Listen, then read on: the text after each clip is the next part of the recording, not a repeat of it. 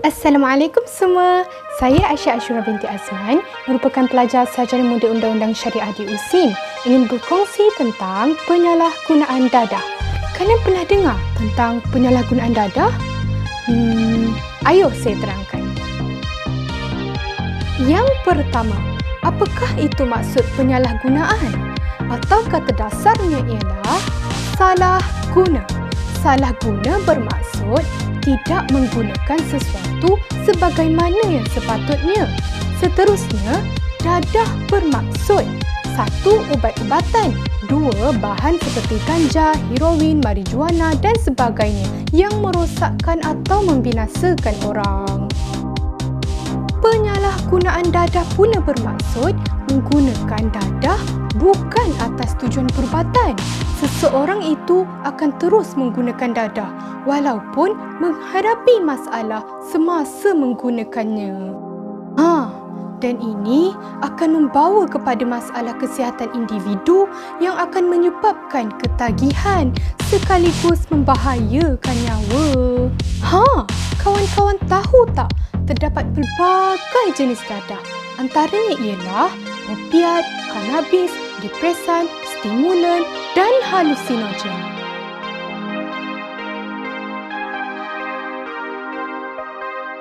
Statistik ini menunjukkan bahawasanya golongan belia merupakan golongan yang paling tinggi berbanding golongan dewasa dan golongan remaja. Dalam hal yang sama, kaum lelaki memegang jumlah tertinggi dalam masalah penyalahgunaan dadah di Malaysia. Mengapa ramai masyarakat Malaysia ambil dadah ya? Saya tertanya-tanyalah. Kalian bagaimana? Sekarang, mari kita kupas apakah faktor penyalahgunaan dadah dalam kalangan belia dan dewasa di Malaysia. Ayo kawan-kawan.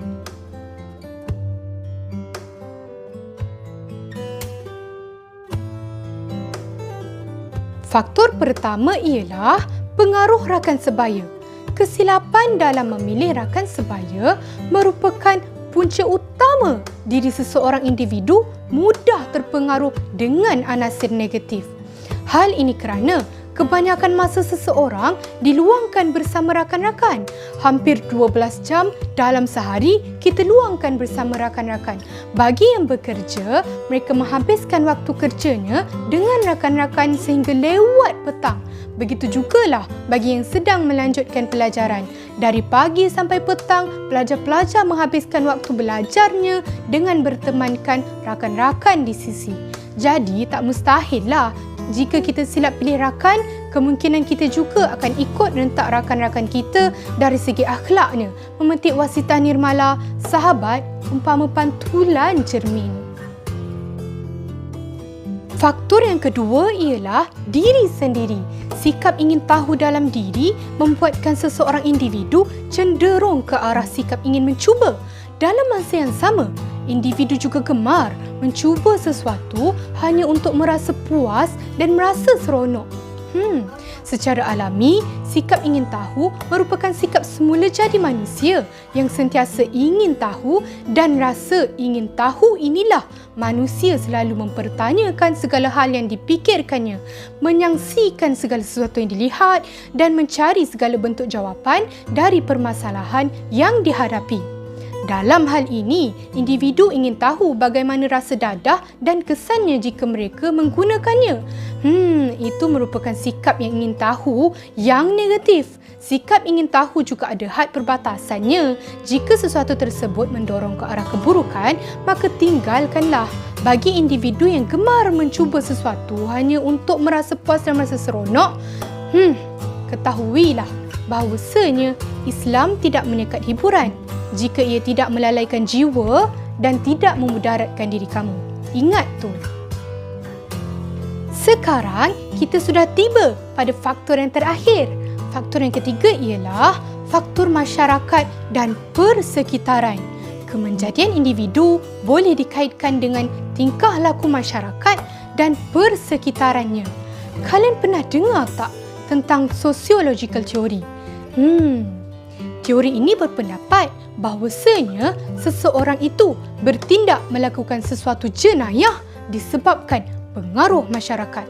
Sebagai contoh, seseorang yang bernama Amir, contoh saja, tinggal di bandar yang mempunyai masalah jenayah. Hal ini kerana masyarakat di situ belajar antara satu sama lain bagaimana untuk melakukan jenayah. Ini merupakan satu teori yang dikenali sebagai teori pembelajaran sosial. Ini menunjukkan bahawasanya manusia tidak dilahirkan untuk menjadi penjenayah, tetapi persekitaran dan masyarakat yang memberi kesan terhadap tingkah laku manusia tersebut. Hai kawan-kawan, Assalamualaikum. Bersama dengan saya pula Nurhana Atira dalam seksyen yang seterusnya. Dalam kali ini saya akan ceritakan pula kepada anda apakah kesan-kesan daripada pengambilan darah. Jika sebentar tadi kawan saya telah ceritakan kepada anda tentang apa itu darah, apa jenis-jenis darah, faktor-faktor darah, maka seterusnya kita terus kepada kesan. Kerana apa? Setiap apa yang kita buat, setiap apa yang kita lakukan dan kita ambil mesti akan bawa kepada kesan. Jadi kita akan tengok sama-sama sama ada kesan pengambilan darah ni adakah ada perspektif positif ataupun kesannya semuanya menunjukkan kepada negatif semata-mata. Jom.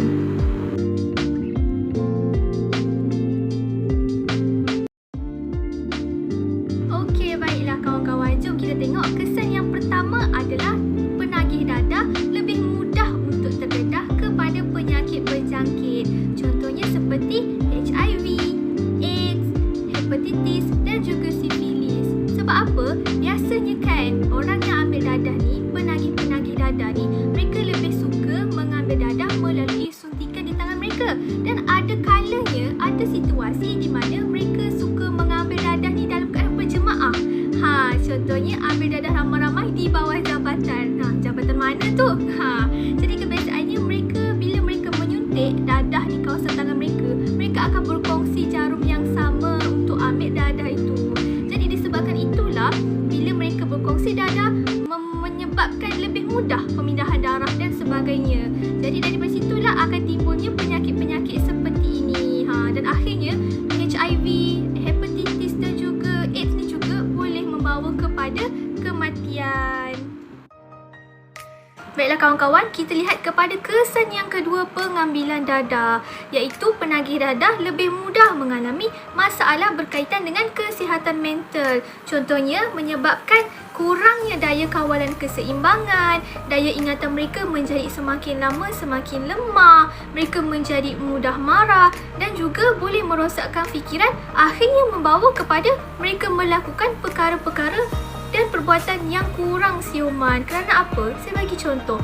Jika pada hari ini ada seorang penagih dadah, mereka ni miskin, namun mereka nak sangat dadah tu. Jadi akhirnya mereka menjadi addicted. Mereka lebih ketagih. Dan ketagihan mereka ini akhirnya boleh membawa kepada tindakan-tindakan yang tidak wajar dilakukan oleh seorang manusia. Contohnya mereka mudah mengamuk, mereka mudah memukul keluarga dan sebagainya. Baiklah, kita lihat kepada kesan pengambilan yang seterusnya, iaitu kejadian jenayah di Malaysia meningkat. Pada tahun 2020, Agensi Anti Dadah Kebangsaan ataupun AADK telah mendedahkan sebanyak 30% individu yang merupakan hamba dadah telah terlibat dengan jenayah harta benda seperti mencuri. Hal ini kerana para penghisap dadah yang kurang berkemampuan seperti mereka miskin dan sebagainya, mereka lebih rela untuk membuat jenayah mencuri duit orang, ragut beg tangan orang dan juga pecah masuk rumah orang supaya mereka dapat duit untuk membeli stok-stok dadah yang mereka ingini. Kawan-kawan, jangan main-main tau dengan ketagihan dadah ni. Mereka tak akan fikir langsung tentang keadaan orang lain kerana target mereka adalah untuk mendapatkan barang mereka sahaja. Sedari tadi saya asyik bercakap saja. Jadi ayuh kita tengok satu klip video bersama-sama.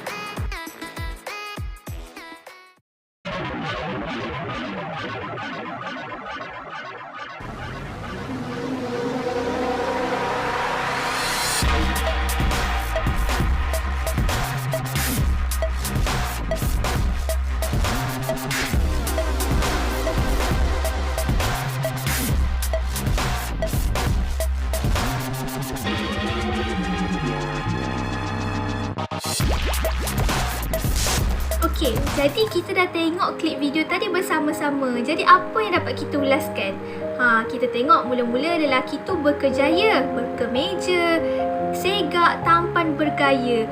Namun lama kelamaan daripada baju kemeja tukar kepada t-shirt yang compang-camping. Kita tengok keadaan dia sendiri. Kulit dia memerah, kulit dia menjadi gatal, ada benjolan kecil di lehernya, di mukanya, ada bintik-bintik merah. Inilah keadaan bila seseorang mengambil pengambilan dadah yang berlebihan sehingga menyebabkan ketagihan, akhirnya menjadi kurang siuman dan datanglah penyakit-penyakit berjangkit seperti HIV dan juga AIDS. Lalu akhirnya lelaki tersebut tumbang. Jadi dadah ni kesannya membinasakan. Oleh itu kita perlu ambil kisah dan ambil tindakan. Selepas dianalisis bersama dengan ahli kumpulan saya, kami mendapati dan kami datangkan 3 cara pencegahan, iaitu yang pertama, melalui program-program kesedaran. Contohnya seperti kempen gaya hidup sihat, program literasi maklumat tentang bahaya dadah supaya masyarakat ini lebih cakna tentang isu ini. Dan juga yang ketiga, kempen komuniti penyayang, iaitu satu kempen di mana kita ambil kisah terhadap orang lain. Jika mereka benar memerlukan bantuan, kita hulurkan bantuan kepada mereka. Dengan cara apa? Dengan cara kita bawa mereka kepada pusat rawatan dan pemulihan. Yang kedua, melaporkan kepada pihak yang berautoriti. Ini sebagai tanda bahawa kita tidak mahu bersubahat langsung dan ingin bersama-sama membantu penagih dadah ini supaya mereka tidak menjadi lebih teruk. Dan yang ketiga, kita bawa mereka ke pusat pemulihan. Contohnya di Malaysia, kita ada banyak agensi pemulihan. Contoh seperti ADK, NADA, CCRC, pengasih, pemadam dan sebagainya. Dalam tempat pemulihan tersebut, mereka akan diberi rawatan-rawatan kesihatan, kesedaran tentang dadah, ilmu rohani dan juga galakan bagi mereka menyertai aktiviti-aktiviti kemasyarakatan. Selain daripada itu, mereka juga dapat menimba ilmu dan pengalaman baru seperti ilmu tentang ibu bapa, parenting, ilmu keuangan, financial dan juga ilmu pengurusan stres.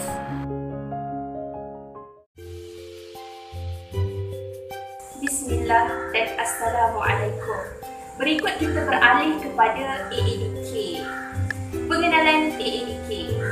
Penyalahgunaan dan penagihan dadah menjadi salah satu masalah utama yang telah membawa impak negatif dalam kehidupan manusia di seluruh dunia. Negara kita Malaysia juga tidak terlepas daripada berhadapan dengan masalah ini dan ianya telah sebati dalam sosial landscape negara.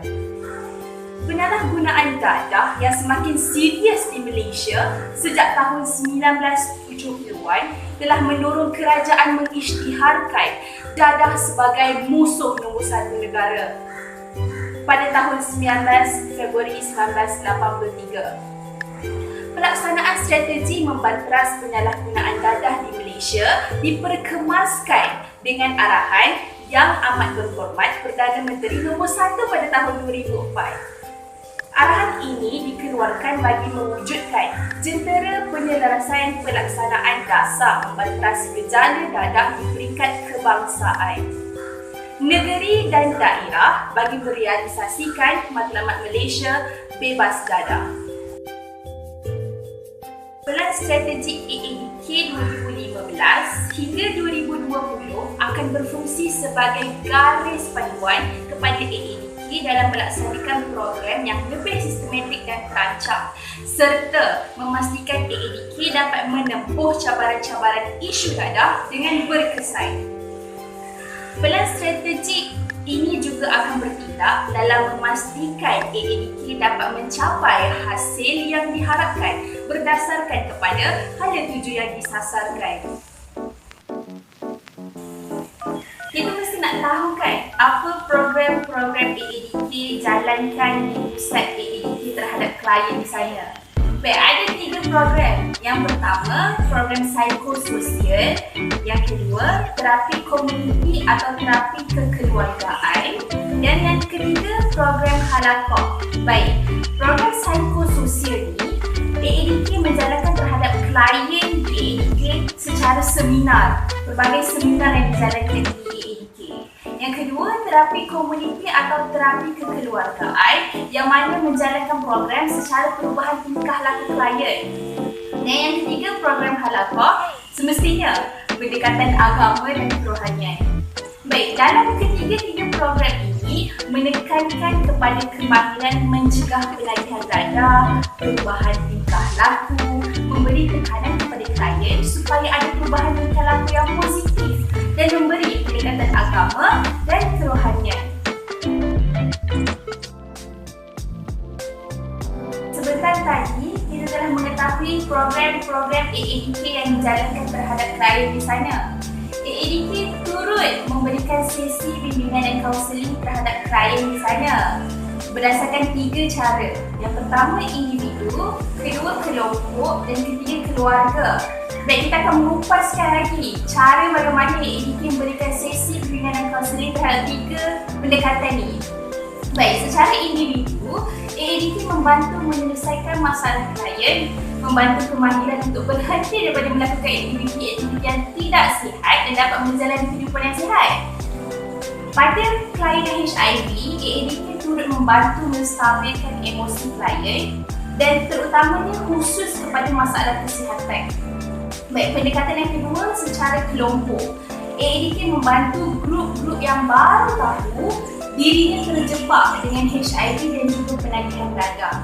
Bagi pendekatan yang terakhir, keluarga. Sesi bimbingan dan kaunseling AADK membawa klien dan keluarga dalam sesi bersama, memberi pencerahan dan kaedah penjagaan cegahan apabila klien sudah berkeluarga.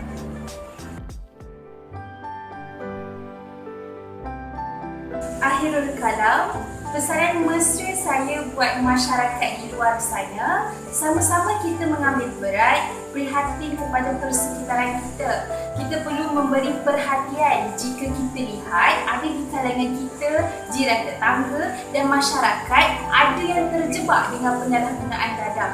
Kita perlulah memberikan maklumat kepada AADK di daerah masing-masing supaya dapat mencegah aktiviti-aktiviti yang tidak sihat dan membantu menyelamatkan masyarakat kita. Dan khususnya buat klien di AADK berharap teruskanlah perjuangan kerana ini satu jihad, dan apabila semua klien berjihad untuk melakukan kebaikan itu, semua dikira pahala di sisi Allah Ta'ala. Yang paling penting, betulkan niat. Jika kita ingin pulih kerana Allah Ta'ala, Allah memudahkan segala urusan. Di mana ada kemahuan, di situ ada jalan. Wallahu a'lam.